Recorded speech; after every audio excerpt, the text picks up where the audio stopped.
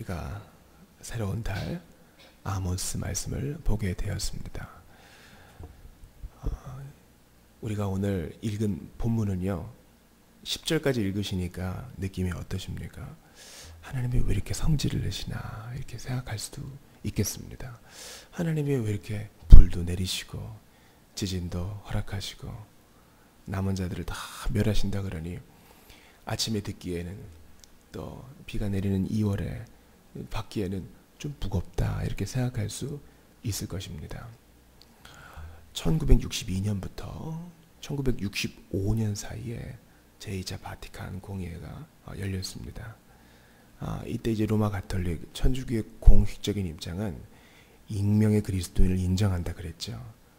이것은 뭡니까? 칼 라너라는 사람이 정리하기를 모든 사물, 모든 우주, 모든 지구 곳곳에 다 은혜가 있기 때문에 힌두교도이든 불교도이든 이슬람교이든 각자 양심에 비추어 신심대로 경건하게 살면 결국 우리는 다 구원을 받게 될 것이다, 이렇게 말했습니다.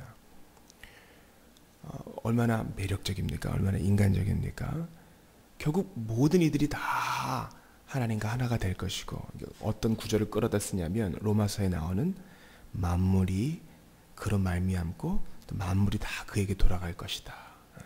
그것을 교묘하게 틀어서 보편적인 구원을 강조하는 것이에요. 얼마나 매력적이에요. 이미지도 좋고 사람들에게 관용적이고 온 인류를 끌어안잖아요. 그에 비해서 기독교는 얼마나 독선적이에요. 그리스도 아니면 안 되고 예수 아니면 안 되고, 예수 믿고도 경건한 삶, 십자가를 지는 삶. 그러니까 자연히 전자를 택하게 되어 있습니다. 그런데 전자를 잘 생각해 보세요. 모든 사람이 구원받을 것이라면 굳이 예수가 필요 없어요. 모든 사람이 다 보편적으로 구원받을 것이라면 순교자가 아무것도 아닌 게 돼요. 우리가 오늘 말씀 보기 전에 찬송을 불렀는데, 순교자의 빛을 따라 주의 뒤를 쫓아서 십자가를 등에 지고 앞만 향해 가리라. 이게 아무 의미가 없는 거예요. 제가 아세아납신학대학교를 잠깐 다닐 때 학교에 문제가 있었습니다. 로비에서 이른바 이래서는 안 된다고 믿으시는 소장파 교수님들이 그 홀 한가운데서 이 찬송을 부르던 것이 제가 가슴에 기억에 남습니다. 왜 그렇습니까? 그냥 월급 받고 자기들 임용되는 대로 그렇게 학교 생활을 한다면 안정적일 수 있겠죠. 그러나 진리의 편에 서는 것을 하나님이 기뻐하시고 이것이 예수님의 길이기에 불편함을 감수하는 겁니다. 따라서 우리는 화를 내시는 하나님, 진노하시는 하나님은 그 택자들을 향해서 특별한 뜻을 가지고 계시고, 선을 행한 자에게는 좋은 곳으로 갚아주시며 끝까지 고집부리고 악을 행하는 자에게는 벌을 내리시는 공의로운 분이시다. 이것을 보면서 더 큰 감사를 느낄 수 있어야 돼요. 오늘 본문의 10절, 앞으로 계속 아모스를 보게 될 때 심판의 메시지가 있는데, 그럴 때마다 이거 나랑 뭔 관계 있는가 라기보다는 하나님께서는 모든 사람을 다 구원할 수밖에 없는 연약한 하나님이 아니라 믿은 자, 그리고 그 이전에 택함받은 자에게 경고를 하시고 끝까지 다루시는 좋으신 분임을 인정하고, 그 악을 행한 대로 갚아주시는 좋으신 분임을 생각하며, 나도 오늘 바르게 살아야 되겠구나, 오늘도 믿음대로 살아야겠구나, 경고를 받고 도전을 받은 오늘 우리가 되기를 원하는 것입니다. 여러분, 오늘 1장 1절을 보십시오. 예수 아니면 안 돼, 하나님 경외 아니면 안 돼, 분명한 전제를 말씀하시는 하나님께서 이 일을 위해 연약한 아모스를 들어 쓰십니다. 유다왕 우시아의 시대, 솔로몬 이후로 가장 부강한 시대예요. 또 곧 이스라엘 왕 요아스의 아들 여로보암의 시대, 역시 다윗 이후로 가장 부강한 때예요.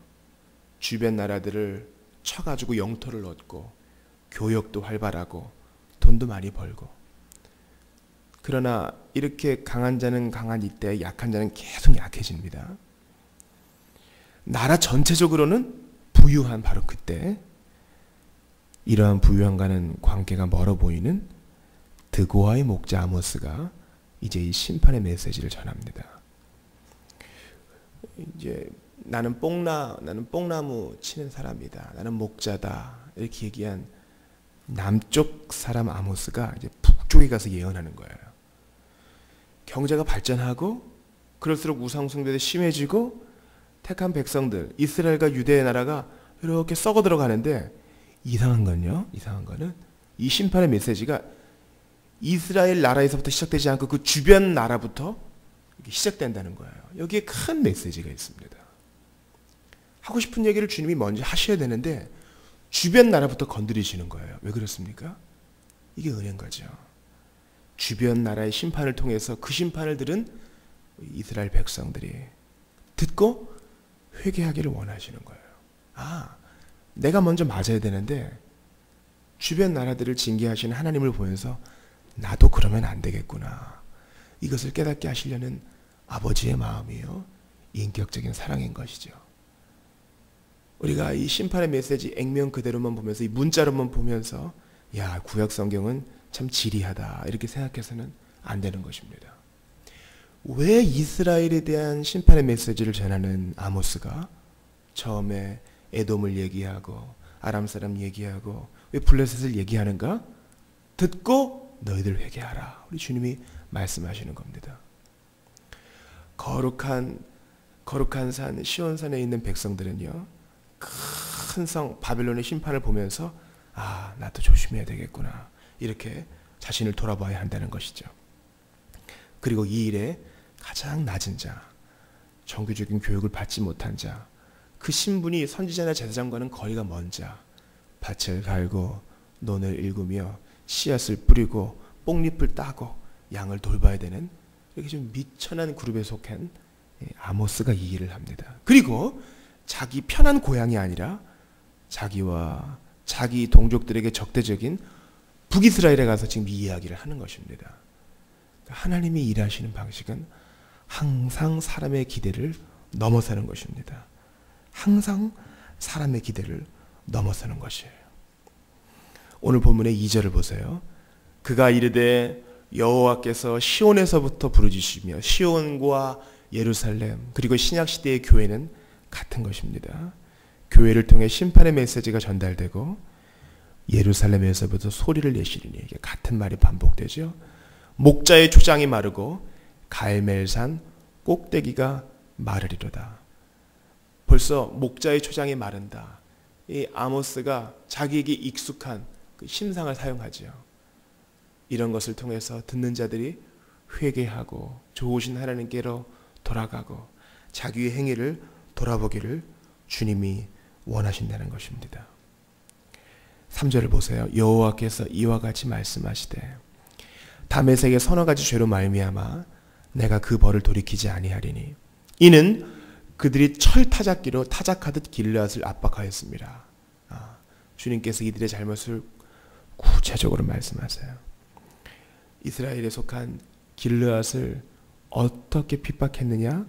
철 타작기, 바퀴에 날카로운 철심이 박혀 있는데 그것이 이렇게 지나갈 때마다 그죠? 이삭들을 넘어뜨리는 거죠. 그러니까 이러한 잔인한 기계로 길르앗 사람들을 고문하고 핍박한 거예요. 여러분, 하나님의 거시적인 안목에서는요, 하나님의 뜻을 떠난 이스라엘을 징계하기 위해서 주님께서 다메섹에 특별히 하사엘 왕을 통해서 택한 자들을 징계하셨어요.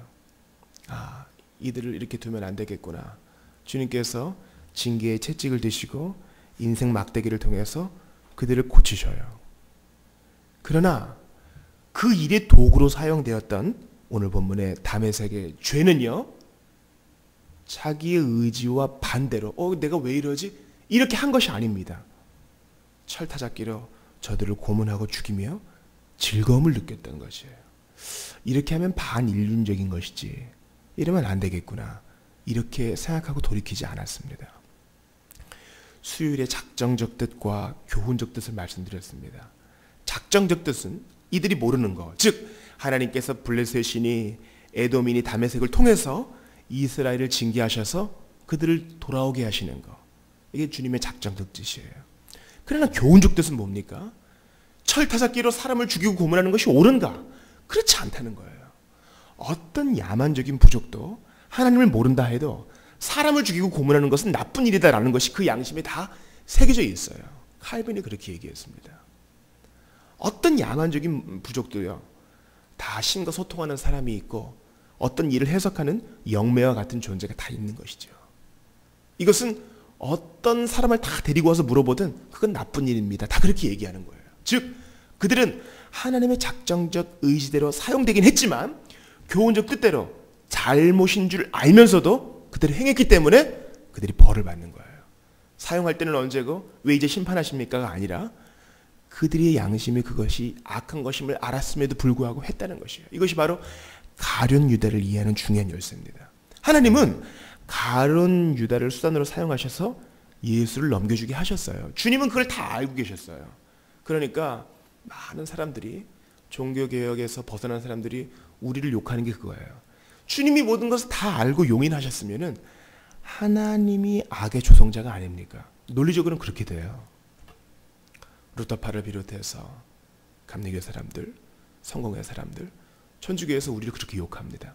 당신네들의 논리로는 하나님이 모든 것을 알면서도 용인하시고 허락하셨으니 하나님이 악의 조성자다. 근데 그렇지 않죠. 가룟 유다가 예수를 판 것은 그 어떤 의지의 강압도 없었어요. 그냥 자기가 좋아서 한 거예요. 어떤 사람이 핑계를 댈 때 어쩔 수 없이 나도 모르게 그렇게 됐다. 그렇게 얘기하는 경우가 많이 있어요. 그러나 대부분은 핑계입니다. 자기가 좋아서 한 거예요. 당신이 그래서 그랬잖아요. 핑계입니다.